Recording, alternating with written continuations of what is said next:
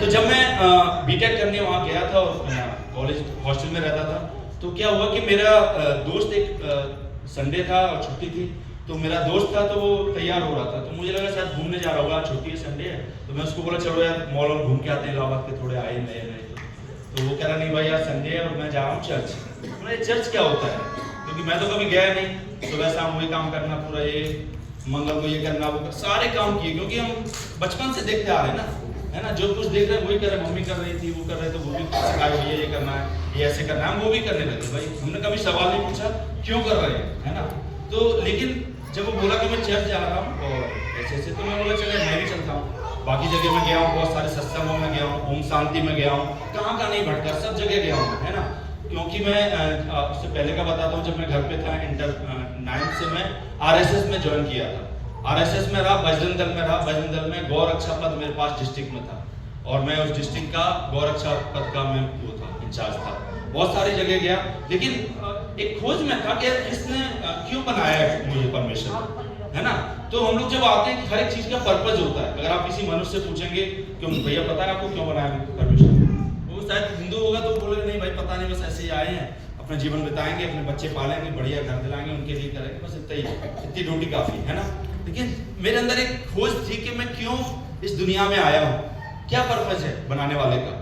तो मैं एक खोज तब से स्टार्ट की, और हर जगह जा रहा था, साईं मंदिर होता है, सब जगह जहाँ कोई बोलता है यहाँ जाना है वहाँ जाना, सब जगह गया, दरगाह से हर जगह गया, लेकिन वो चीज़ मुझे संतुष्ट नहीं कर पा रही थी, उनकी बातें मुझे संतुष्ट नहीं कर पा रही। देन क्या हुआ कि जब मैं उसके साथ पहले दिन ईशु दरबार हमारे लगता है, यूपी में ईशु दरबार बहुत फेमस है, यूपी वाले लोग जानते होंगे, वो पूरा यूपी को चलाने वाला वही स्टार्ट है ना। तो जब मैं वहाँ गया और जब मैंने पहली बार बाबा जी वहाँ पे प्रीच कर रहे थे, आरबी लाल ने, जब वो प्रीच कर रहे थे तो उन्होंने ये बोला कि यीशु मसीह ने आपके लिए अपने आप को कुर्बान कर दिया, आपके लिए क्या बहा दिया, तो मैंने बोला मैंने गुनाह किया, यीशु मसीह क्यों मेरे लिए मरने लगा, वो मेरे लिए क्यों खून बहा रहा है, भाई मैंने गुनाह किया, मुझे सजा मिलना चाहिए। इतना प्यार कोई कर सकता है क्या, इतना प्यार तो मेरे माँ बाप भी नहीं कर सकते, है ना।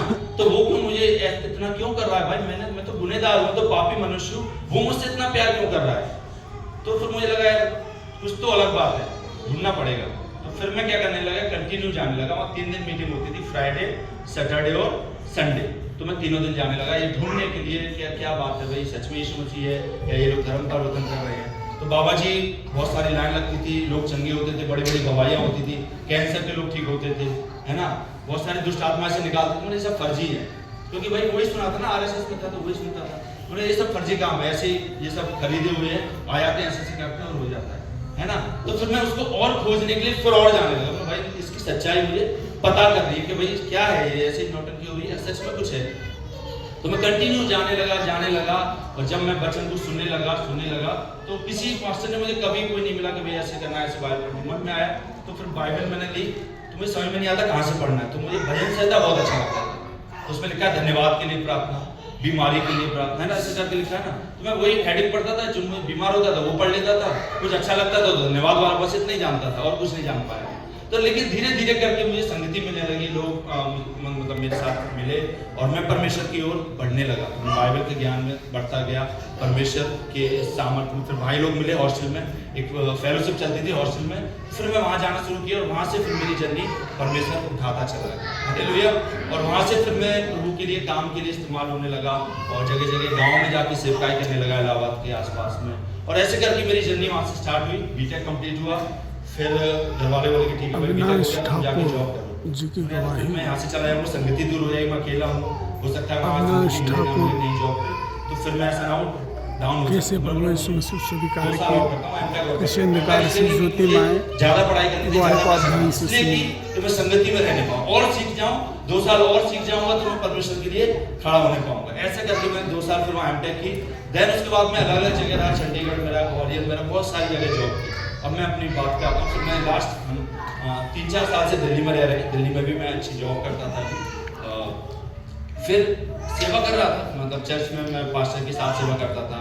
किसी के घर पे कोई बुलाता भैया प्रार्थना कर दो, बीमार है, किसी के अंदर दुष्ट आत्मा, जाता था करते थे, लेकिन अंदर से ना एक संतुष्टि नहीं थी, मतलब ये इतना नहीं है, सिर्फ इतना करने के लिए परमेश्वर ने नहीं बुलाया। तो पवित्र आत्मा बार बार मुझे ये बातें डालने लगा कि तुझे सेवा करना है, क्या करना है, तुझे सेवा करना है, ऐसा करके बार बार मेरे अंदर जब डालने लगा, तो एक एक दिन आया कि यार मैं हुआ कि अगर मैं सेवा नहीं करूंगा तो मैं मर जाऊंगा, ऐसा मेरे अंदर आने लगा। अगर मैंने सेवा नहीं चुनी, मैं जॉब ही करता रहा तो मैं जी नहीं पाऊंगा, तो घुटन होने लगी मुझे जॉब में। फिर मुझे लगा भैया सबसे बड़ा काम एक ही है, क्या है? सेवा करना। अब वही पकड़ना है। अभी तक मैं इंसान के लिए मेहनत कर रहा था, एक कंपनी के लिए मेहनत कर रहा था, अब मैं स्वर्ग राज का काम कर रहा हूँ। हालेलुया। तो जब भी कोई मुझसे पूछता था कि भाई क्या करते हो, भाई बिजनेस करता हूँ। क्या बिजनेस करते हो? भाई स्वर्ग राज का बिजनेस करता हूँ। दुनिया का जो सबसे बड़ा काम है वो है मेरे लिए सेवा। हालेलुया।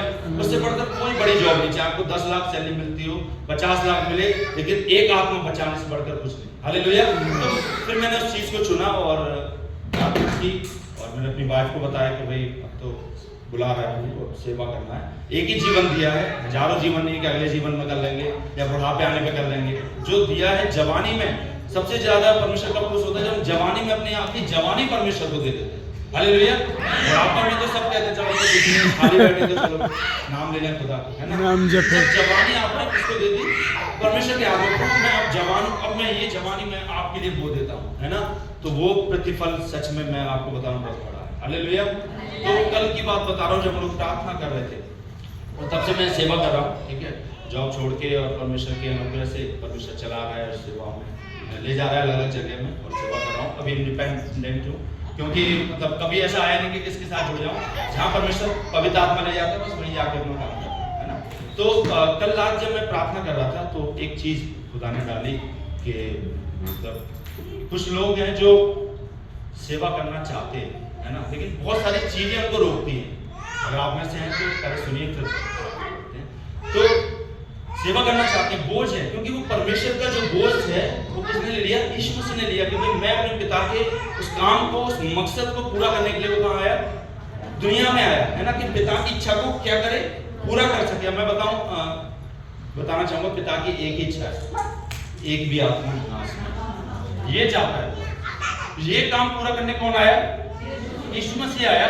और अब वो तो चला गया स्वर्ग में अपने पूरे काम करके, मतलब हमारे लिए उद्धार का रास्ता खोल के, हमारे लिए पाप क्षमा देकर, सारे काम करके, इट इज फिनिश करके, उसने बोला सब कुछ क्या हुआ? पूरा। कुछ अधूरा नहीं है, उसने अपना काम पूरा किया, ठीक है, वो चला गया। लेकिन एक तो वो चीज जो उसका काम है, वो चाहता है कि क्या करें? हम उसके पिता की इच्छा को पूरा करें। एक वचन अगर हम लोग पढ़ते हैं कि हम लोग बहुत, मैं हो सकता है बहुत सारी चीजें हम लोग कर सकते हो, बहुत सारी दुष्ट आत्मा निकाल सकते हो, अन्य भाषा बोल सकते हो, यहाँ तक हो सके कि मैं स्वर्गदूतों की बोलियां बोलूं, बहुत कुछ हो सकता है। लेकिन अगर मैंने पिता की, उसमें लिखा कि मैं तुम्हें नहीं जानता क्योंकि तुमने मेरे पिता की, सबसे बड़ी चीज है कि हम उसके पिता की इच्छा को क्या करें? एक ही इच्छा है, क्या है? माफ कीजिए। आपने बहुत कुछ कमा लिया, बहुत कुछ कर लिया, लेकिन एक भी आत्मा, अगर आप अकेले स्वर्ग में गए और आप अकेले खड़े हो, वो अच्छा है या आपके पीछे हजारों की जो भीड़ खड़ी है वो अच्छा है? बताइए। वो जो गरीबी में है, जो बीमारियों में, उनके पास कोई आशा नहीं है, आप जाओगे कि भाई यीशु मसीह है तुम्हारे लिए एक आशा, तुम्हें बीमारी में मरने की जरूरत नहीं है, तुम्हें पाप में मरने की जरूरत नहीं है। एक है जो आपको इन चीजों से, गड्ढे से निकाल सकता है, एक है जो आपको इन चीजों से, समस्याओं से, चिंताओं से मुक्त कर सकता है। उसका नाम क्या है? वो यीशु मसीह है। आपको बहुत ज्यादा सीखने की कि भैया मैं ट्रेनिंग ले लूं, आता है ना कि भाई ये करूंगा तब मैं सेवा करूंगा, ऐसा कर लूंगा तब मैं सेवा करूंगा, 50 दिन फास्ट ले लूंगा तब शायद सेवा करूंगा। मैं सोचता हूं मुझे तो ऐसा कुछ नहीं सिखाया होगा। उसने बोला गौरक्षक के अध्यक्ष मुझे आत्माएं दिखती हैं कि भैया इनको बचाना है, वो बोझ दिया है खुदा ने कि भैया ईश्वर ने इनकी आंखों को खोला है, सबको जाने, सत्य ने स्वतंत्र कर आपके दिया। गांव में बहुत सारे लोग होंगे, क्या करना है? अद्भुत गवाही जरूर सुनिए। जीतना है गांव। छोटे काम के लिए मैं कह रहा हूँ, फिर कह रहा हूँ, नहीं चुने गए हम लोग, 10-20 लोग के लिए नहीं चुने गए, हजारों काम की उसमें लिखा है, पृथ्वी के छोर तक तुम मेरे क्या करोगे? गवाह। तो गांव में स्टार्ट करो, फिर शहर में जाओगे, फिर देश और विदेश में परमेश्वर लेके जाए। बहुत सारी ऐसी गवाहियां देखी हैं जो कुछ भी नहीं जानते, विदेश तक उनका प्रचार जाए। क्यों? कौन ले जा रहा है? खुद तो नहीं जा सकते ना, कौन ले जा रहा है? ठीक है, तो सट्टा, ठीक है। तो पहली चीज। दूसरी बात है कि जब मैं इस चीज को, अगर आपके अंदर है कि यार परमेश्वर मुझे सेवा करना है, लेकिन ये चीजें मुझे रोकती हैं, तो ये आज आपका समय है। आपको कोई चीज रोक नहीं सकती, परमेश्वर से बढ़कर कुछ नहीं। आपके कोई ताकत आपको छू नहीं सकती, क्योंकि जो हमारे अंदर रहता है वो जो संसार में उससे सबसे महान है। हालेलुया। कोई भी चीज आपको रोक नहीं सकती। आप खुद रोक रहे हो तो बात अलग है, कोई भी चीज आपको नहीं छू सकती। मैं गारंटी बोलता हूँ, औकात नहीं शैतान की कि आपको छू जाए। क्योंकि हमारे अंदर रहने वाला परमेश्वर सामर्थी है मेरे आमीन। छोटा मोटे परमेश्वर की हम नहीं करते, चुल्लू बुल्लू की, हम उस परमेश्वर की आराधना करते हैं, उस परमेश्वर की सेवा करते हैं, उस परमेश्वर को पुकारते हैं जिसने आकाश और पृथ्वी को बनाया। ओ धन्यवाद छोटे मोटे फादर की पूजा नहीं करते, हम दुनिया के बनाने वाले जिसने स्वर्ग और पृथ्वी को बनाया, आप और मुझको बनाया। जो कुछ आप देखते हो सब कुछ किसने बनाया? उद्धार करता है, उद्धार करता है। लिखा है जो शायद हमने कानों में नहीं सुनी, आंखों ने नहीं देखी, ऐसे काम आप आने वाले समय में देखोगे। क्यों? क्योंकि होने वाला है। ठीक है, रिवाइवल शुरू हो चुका है मेरे प्रिय। पंजाब देख रहे हो, यूपी देख रहे हो, दिल्ली देख रहे हो, हर जगह आप देखोगे गली कूचे में मैं ऐसी प्रार्थना करता हूँ, तू गांव-गांव में हर एक घर में परमेश्वर का राज्य आने पाए, हर एक बंदा, हर एक परिवार एकदम आग से भाग के चले। जब आप चलो तो आपको लोग घूमने पकड़ेंगे, भैया इससे प्रार्थना करा लो, मैं बहुत दिन से बीमार हूँ, प्रार्थना कर देगी, ये बहन प्रार्थना कर देगी तो मैं ठीक हो जाऊंगी। एक गांव को हिलाने के लिए एक आत्मा काफी है, बहुत लोग नहीं चाहिए। कितने चेले थे बताइए आप मुझे? भीड़ तो नहीं थी, 5000 की भीड़ कुछ समाचार से। और क्या कर दिया उन्होंने? 12 चेलों ने 11 में क्या कर दिया? पूरी दुनिया हिला दी मेरे। जो चेलों को अधिकार दिया था वही मुझे दिया है। बोलिए, जो चेलों को अधिकार दिया था वो अधिकार मुझे दिया है। मैं अपने गांव को हिला दूंगा, मैं शहर को हिलाने की सामर्थ परमेश्वर ने हमें दी हुई है, वो हमारे अंदर रहता है मेरे प्रिय। कभी मत भूलना कि मेरे अंदर कौन रहता है, मेरा परमेश्वर मेरे अंदर रहता है। तो मैं कोई छोटा मोटा कुछ प्राणी नहीं रह गया हूँ, क्योंकि मेरे अंदर जो रहता है उसमें मैं सब कुछ कर सकता हूँ। अपनी ताकत को, अपनी सामर्थ को कभी नहीं भूलना। पहली चीज है कि हम, अगर आपके अंदर ये बोझ है और ये डिजायर है, मैं रोज एक डिजायर अपने परमेश्वर के सामने डिजायर इच्छा, हिंदी ठीक है, इंग्लिश थोड़ा देती। तो मैं एक इच्छा रोज परमेश्वर से बोलता हूँ, मेरे घर में, मेरे पड़ोसी के इलाके में, मेरे दिल्ली शहर में स्वर्ग का राज्य उतरने पाए, एक घर में स्वर्ग राज्य आने पाए, क्योंकि पिता की एक ही इच्छा है कि आत्माएं जीती जाए मेरे। और मैं देख, मतलब जब हम प्रार्थना कर रहे थे तो एक चीज और थी, एक सेना उठ खड़ी हो रही है। जैसे आज पास्टर ने भी बोला एक सेना तैयार हो रही है, तो वो चीज कंफर्म थी कि भाई यहाँ से एक सेना खड़ी होने वाली है, ये गारंटी है। बस आपको क्या करना है? बस अपना कदम विश्वास के साथ आगे रखना है। प्रभु मैं तेरी सेवा करूंगी, मैं तेरे कामों को करूंगी, आपने जो बोझ मेरे अंदर दिया है, मेरे दिल में दिया है, मैं उसको करके रहूंगी। हालेलुया। क्योंकि जब हम एक कदम आगे रखते हैं विश्वास के साथ, बाइबल हमें सिखाती है कि हम जो देखते नहीं है लेकिन हम बोलना स्टार्ट करेंगे तो क्या होने लगेगा। परमेश्वर ने दुनिया को कैसे बनाया? पहले देखा, सोचा है ऐसा बना लेता हूँ, पहले चित्र बनाया तब बनाया, कैसे क्या किया? आप जो देखना चाहते हो क्या करो? बोलना स्टार्ट करो। बोल दो मेरा गांव उद्धार पा चुका है। विश्वास के साथ बोलो, उद्धार पाएगा, ये मेरी गारंटी है। विश्वास के द्वारा सब कुछ संभव है मेरे। कैसे बोलना है? विश्वास के साथ। मेरा गांव उद्धार पा चुका है। मैं ऐसी प्रार्थना करता हूँ, उत्तर प्रदेश को क्या है? उद्धार का प्रदेश बना। हालेलुया। उद्धार वाले लोग जाने जाएंगे, भैया ये उद्धार हो चुका है इस उत्तर प्रदेश का, इस गांव का उद्धार हो चुका है, इसमें अच्छे लोग रहते हैं।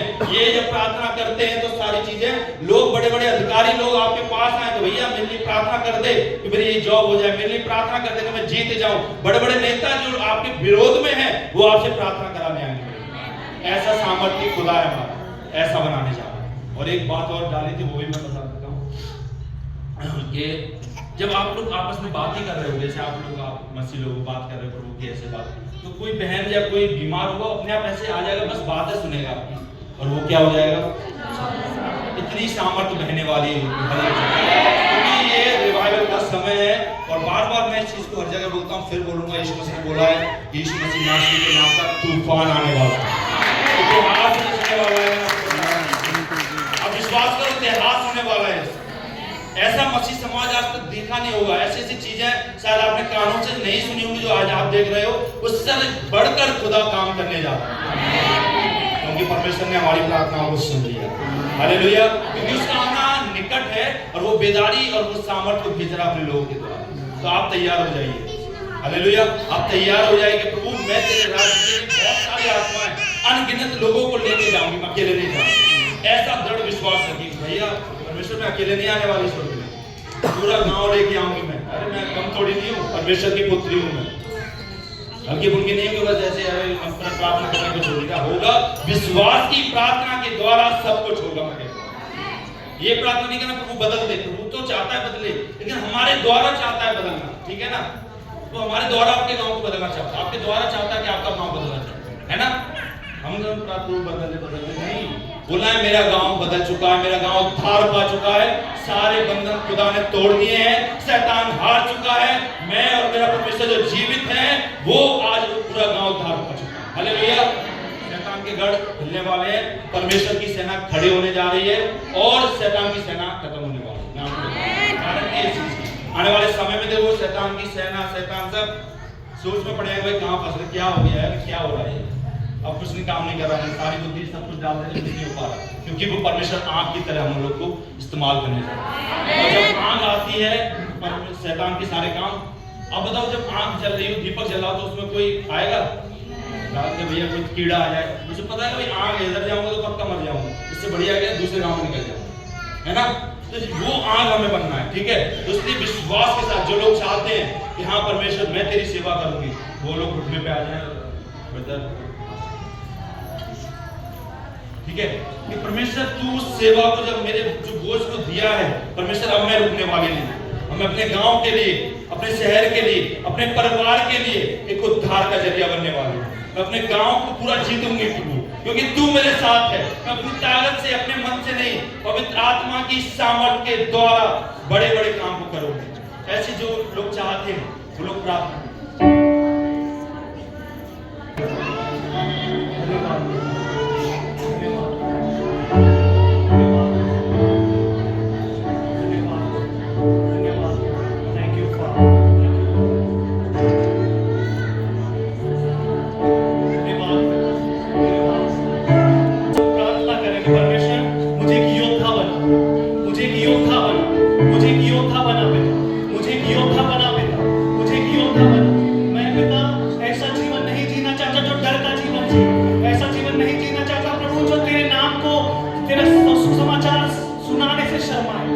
लेकिन पिता मैं एक योद्धा के जैसे बनना चाहता हूं, क्योंकि पिता तू यहूदा के गोत्र का सिंह है पिता।